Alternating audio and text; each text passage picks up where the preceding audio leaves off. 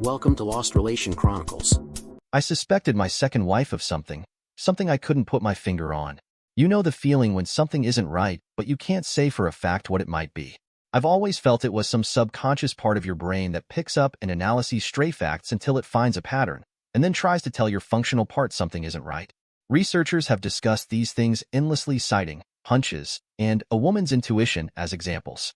I had 4 children with my first wife, all good people with successful careers and stable families. They're a tremendous help to me at times. When their mother died, we clung together like survivors of a plane crash, becoming even closer. They were all married or in college by the time I married Ellen. She was younger by almost 11 years, but we seemed to click. She had the same values, the same goals, and she was smoking hot in bed. She wasn't a beauty, but she was very attractive. 5'5", 36, 26, 38. She was built very nicely. Smoky eyes so brown they were almost black, and a mane of auburn hair that flowed onto her shoulders. She exercised with a vengeance and loved compliments. My kids accepted her, made an effort to get along, but never really bonded. But they were all adults, and if they didn't love her, they didn't hate her, and as long as I was happy, they were happy. We had been married about 6 years when I got the itch, that prickly feeling that something was off. I was 55, she was 46 by then. I caught her in a few small lies, nothing serious until you added them all up. Finally, I couldn't shake off my unease and went to see my oldest. Maria was an attractive woman in her mid-30s, with an accountant husband and 2 girls that loved seeing Grandpa. She looked like an accountant too, but looks were deceiving, a fact that kept her busy and fattened their bank account. Maria owned one of the most successful private investigation firms in the Southeast. She had 2 degrees, one that had something to do with computers and one in psychology. She was a walking lie detector, analyzing body language and voice inflections almost unconsciously.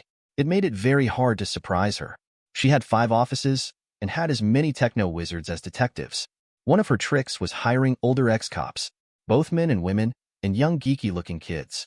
Who notices a geek with a laptop or grandma out for a morning stroll? Not many, if her bank account is any measurement. I gave her the money to start her business, part of the insurance I got from her mother's passing. She tried to pay me back a few times, but gave up when I threatened to never attend another family function with her unless she dropped it. She didn't seem shocked when I brought up my concerns. No, it's probably nothing. Or maybe it's just your imagination platitudes, just a simple, I'll look into it. Look into it she did, for 2 weeks, before she asked me to stop by her office on the way home. I had an office downtown near hers.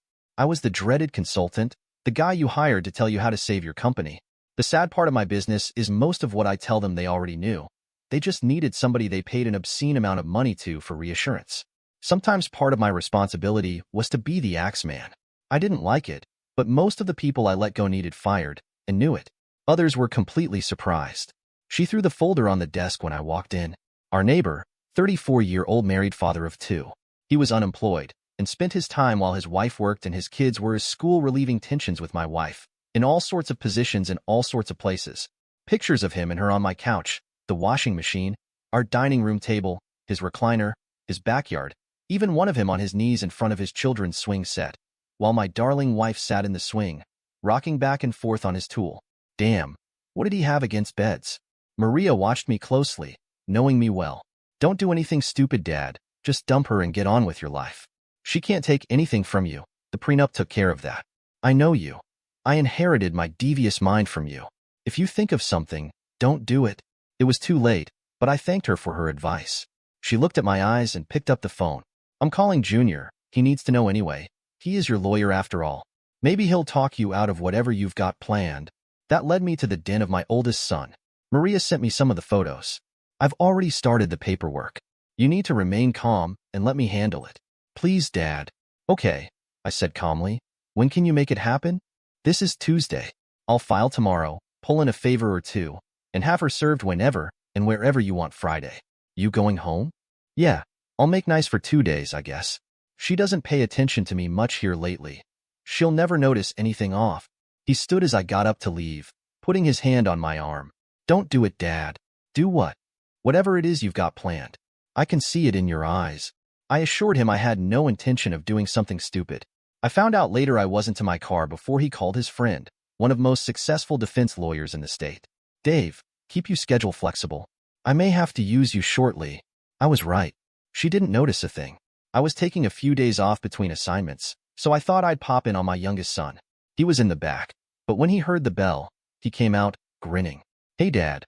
What's up?" "Before you answer me, I already know. Junior and Maria called me last night. I figured you'd come by. What can I fix you up with?" He was my wild child, covered with tattoos and piercings. He had never been in trouble his whole life.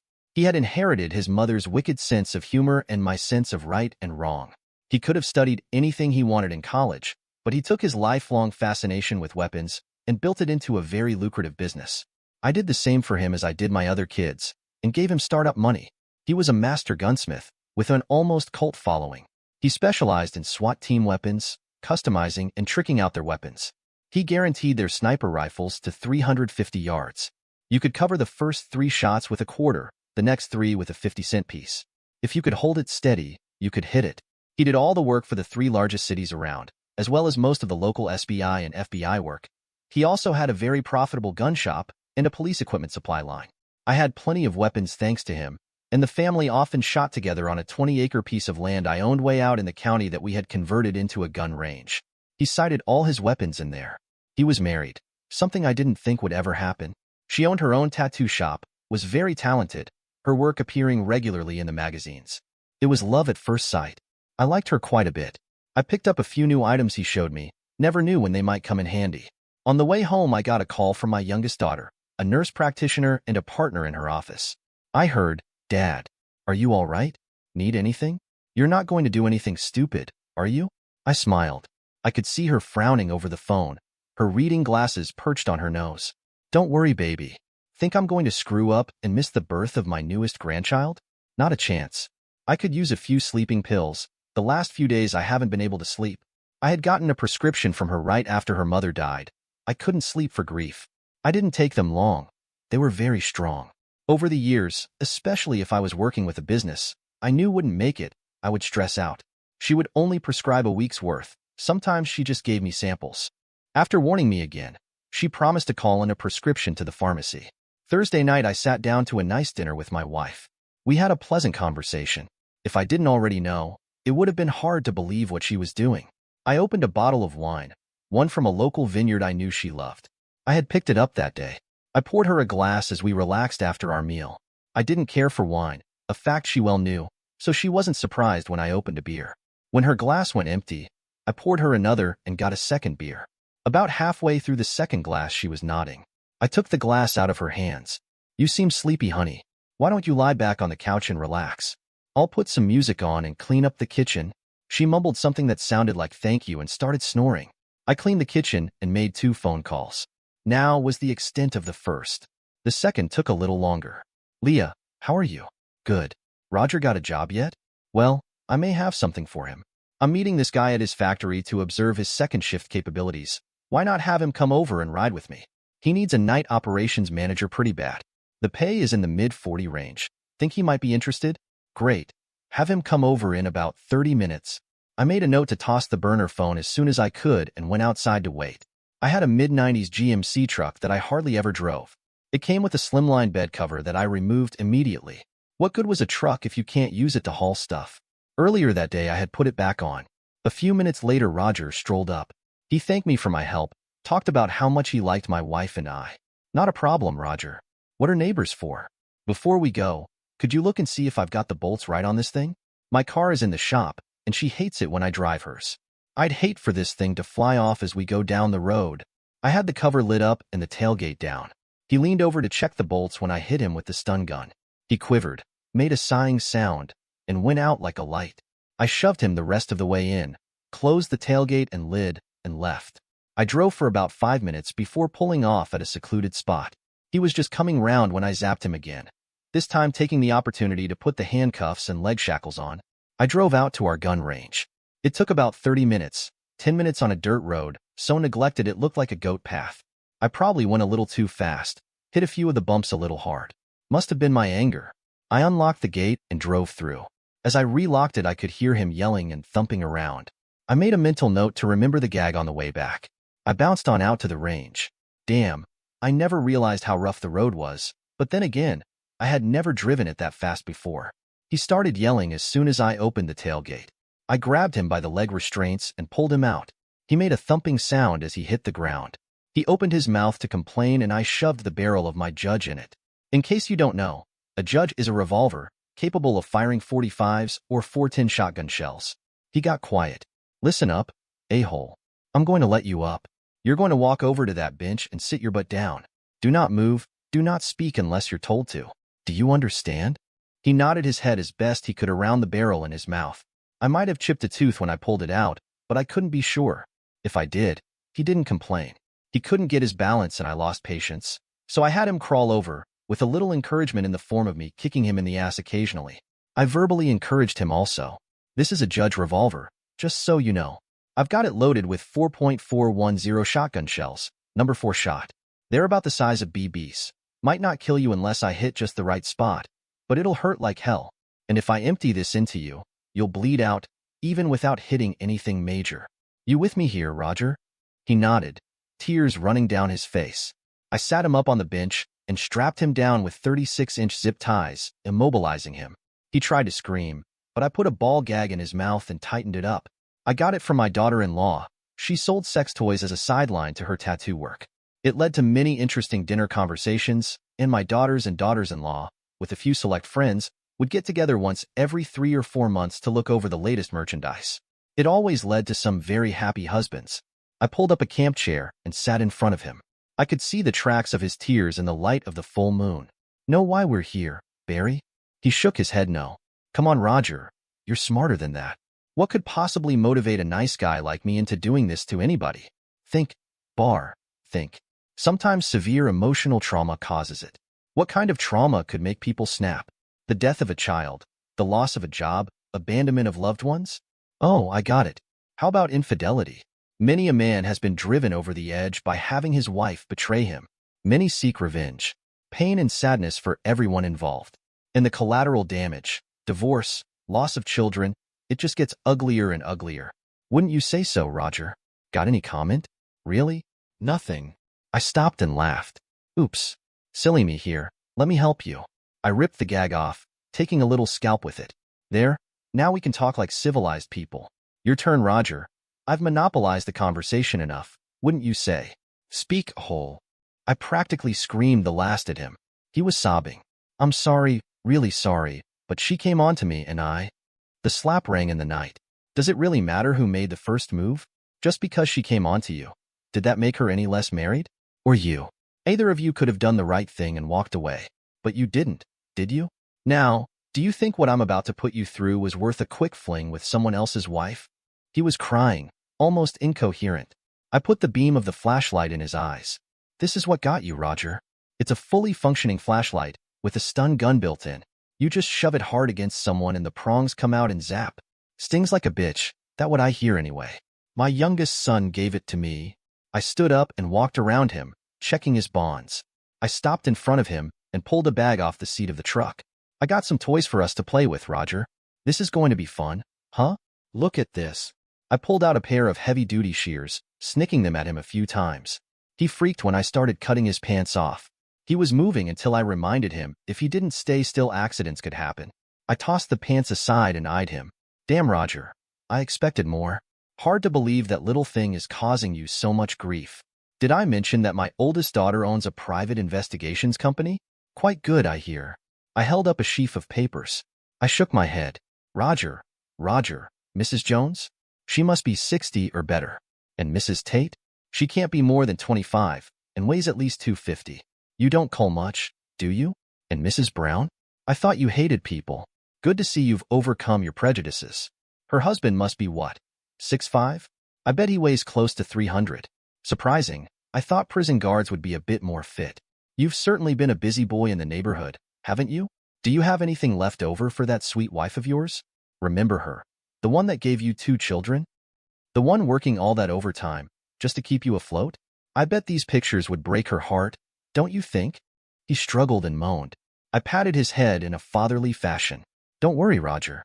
I'll be sure to offer her a shoulder to cry on. I'll help her and the kids any way I can. Heck, when you lose the house, I might let her and the kids move in with me. You do know that Mrs. Jones's son is the vice president in charge of mortgages for your bank, don't you? You never got along in school, if I remember right. I'll console her as best I can. Maybe she'll be really grateful. There might be snow on my roof. There's still fire in my stove, thank goodness. I like kids, so it would be a win-win for us. Heck, I might even adopt them.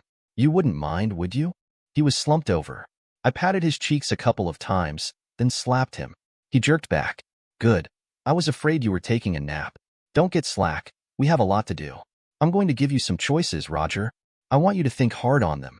When I'm done, I'll give you a minute to decide. But Roger, I expect a decision before we leave, understand? Good. I reached into the bag and pulled out something that had handles like pliers, but had 3 prongs in front. Can you guess what this is? It's a bull bander. It's a castration device. You take one of these. I held up a 1/2-inch wide rubber band that was only about an inch around, and put it on like this. I put the band over the 3 prongs and squeezed the handle. The prongs immediately spread the band about 4 inches. What you do is take the bull calf by the scrotum and slide this over it. When you release the handle, the band pops off and constricts the scrotum. It's supposed to be very painful the first hour or so, then the calf goes numb. In 3 days, the testicles no longer work. In a week and a half to 2 weeks, the scrotum drops off. Quick, almost painless, non-invasive. It's perfect. Did I mention my youngest daughter's husband owns a beef operation with his father? He had sheer terror in his eyes. I held up a bottle of pills. Now this, I got from my youngest daughter also. It's actually for animals, specifically oversexed male dogs in the pounds. One of these makes a dog impotent for a week. 2 at the same time lasts about a month. 3 or over at the same time, and the effects aren't reversible. I figure for your weight, I need to give you 6. The sobs were coming hard and fast now. I held his head up and showed him some drawings and something that resembled a gun. One of my daughters-in-laws gave me this. It's a tattoo gun. See these drawings? All I have to do is hold them to you and follow the lines. Do you prefer blue or black ink? I had the truck headlights on. He could plainly see the drawings. I held up one. It was a life-size, to some, detailed drawing of a wiener. This is my favorite. It goes across your cheek, with the head on the edge of your lips. I got another one that says I love wiener to go across your forehead. Think it will make you popular with the ladies? I sat back and sighed. Well, there you go, Roger. Pick one. If you don't, I'll probably do all of them to you. Oops. I forgot one. I held up even more papers. My oldest son is a lawyer. These are alienation of affection suits, legal in this state. One for me, one for Mr. Brown, and one for Mr. Tate. Mrs. Jones is a widow, but she's named as a witness. You can pick that one, if you want. I'm going to go get a beer while you think. I'd offer you one, but I want you clear-headed. Be back in a bit, and you better have an answer for me. I walked off into the dark, found a log, and listened to the night. An owl hooted, quite near. You could hear coyotes howling on the ridge. Tree frogs chorused on the wetland, singing to the night. It was peaceful. He was slumped over when I got back, apparently cried out. I shook him roughly. What's it to be, Roger? I have a couple of favorites myself. I hope you refuse to pick one, so I can have a little fun. He begged. He pleaded. I yawned. Time's up, Roger. I'm going to enjoy this, you, probably not so much. I held up the ball bander. This won't hurt for long, I think. Let me know. Will you? Want to watch? Well, might be for the best. I pulled a leather mask out of the bag and bound it to his head, leaving just his nose exposed. I replaced the castrating band with a regular heavy-duty rubber band. I heard him scream when it snapped home. It would be uncomfortable, but it wouldn't do any long-term damage if it was removed within 24 hours. I got out the bottle of pills. They were hormone pills, left over from a treatment my soon-to-be ex-wife insisted on to help with her skin's appearance. The worst they would do was cause some discomfort for a day or two, and possibly lead to mood swings. I got a bottle of water out and put 5 pills in my hand. I unzipped the front of the mask and held his nose shut. He opened his mouth to scream, and I shoved the pills in and jammed the water bottle down his throat. He gagged. He spit. But eventually he swallowed. I was humming to myself when I heard a voice come out of the darkness. That's enough, Dad. I think you made your point. We'll handle it from here. All 4 of my children came into the light, along with 1 son-in-law and 1 daughter-in-law. How did you know? I asked in surprise. Maria laughed. You're so predictable. I had 2 people on you since it started. I wanted to stop you sooner, but got outvoted. They wanted to let you have a little fun. You're a scary man. Do you know that? Go on home. You've got other problems to deal with. We got his. I bowed to their wisdom and left. I had called Leah just after I zapped Roger, telling her I couldn't wait any longer and had to leave. I actually did have an appointment, but ran late and called to cancel. She didn't know where he could be. He came home 4 hours later, brought home by the police. He claimed he had been forced into a car, mugged, beaten, and left on the side of the road. As things played out, the police firmly believed it was a disgruntled husband, or group of husbands. I had a half-assed alibi, easily believed by the police. My wife had been passed out and couldn't say for sure when I came home. I'll never forget her scream the next morning when she went to take a shower. There was a tattoo that said, "Cheating 304. It wasn't a real tattoo, but one drawn on with an ink tattoo artists were experimenting with. It was guaranteed to last 3 months. It was used for people who weren't sure they wanted a real one. If they chickened out, the ink would wear off and no harm was done. My daughter-in-law was above suspicion. She and the rest of the family were seen by many witnesses dining out at a local eatery. It hypothetically may have been done by a fellow artist who was moving out of town and could use a little extra money. Just a wild supposition. I was on the way out the door for a short vacation when she screamed, after leaving the photos and a no-fault divorce decree on the dining room table, with a note saying sign and I would help her get set up in an apartment and pay her expenses for 3 months while she lined up a job. Or not sign and I would leave her out in the cold after a very public divorce. She signed. She lived across town for a while, then met and married a man 4 years her junior. I guess the older man thing didn't work as well for her. They moved directly after the ceremony to Alaska. I laughed when I heard. She hates cold weather with a passion. I never asked why she decided to cheat. In fact, I never actually spoke to her again. The lawyers handled everything. Photos showed up in various mailboxes in the neighborhood. Leah kicked Roger out, and he took off for parts unknown, just ahead of Mr. Brown and Mr. Tate. After the dust settled, I had Maria track him down so divorce papers could be served and child support established. I heard it's a strain for him to pay the mandated amount of support and live a decent life, but as long as he pays, nobody really cares. I unofficially adopted Leah as another child, indeed giving her a shoulder to cry on. I talked to Mr. Jones and got her mortgage renegotiated. He was very sympathetic. So sympathetic that 11 months later, I kept the boys with me while they honeymooned. His wedding gift to her was the paid note on her house. The boys got a little sister 2 years later. Mr. Brown divorced his wife, as did Mr. Tate. Mrs. Brown moved across town and spent the next 3 years trying to reconcile. He finally started talking to her, and she moved back into the neighborhood. They have yet to remarry. Mrs. Tate had nowhere to go, being from out of state. I saw her walking down the road with a single suitcase, crying. I felt responsible, so I took her home and put her into a spare bedroom. She took over my household, keeping it spotless. It turns out she had a good head for business, so now she runs the home office as well. I bought us a gym membership, and while I toned up, she lost over 100 pounds. She became very attractive. Men swarmed around her until she made it clear she wasn't in the market for another partner. The one she had would do just fine. After she lost the first 50 pounds, she surprised me, waking me in the middle of the night by bouncing on my bed. "I think it passes," she said. "Passes? What in the world are you talking about?" It took me a second to realize she was naked. The weight test. I've been wanting to do this forever, but was afraid the bed wouldn't support both of us. Now, move over. I always sleep on the right. She still does. My kids thought it was a riot when she announced at Thanksgiving dinner we were going to start a family. I tried to talk her out of it, but she said I was about 6 weeks too late. I did the right thing and married her. All 4 of my kids had a long talk with her about my views on fidelity. I think it may have scared her. Come to find out, her husband was cheating on her, and she was doing Roger strictly for revenge. Unfortunately, thanks to me, he had evidence and she didn't. Our daughter was born about 3 days before my 5th grandchild. I was 10 days shy of my 58th birthday. I figured it out. I'll be 80 when she graduates from college. The kids recently had a Halloween party and insisted we come. It was a horror-themed affair. I had a fake hatchet and a hockey mask. My lovely wife dressed as Elvira, and she had the body for it. The only thing frightening about it was how sexy she was.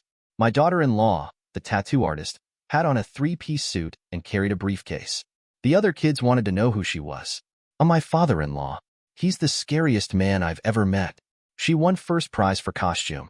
Dear listeners, please share your thoughts in the comments section below and don't forget to like, share, and subscribe.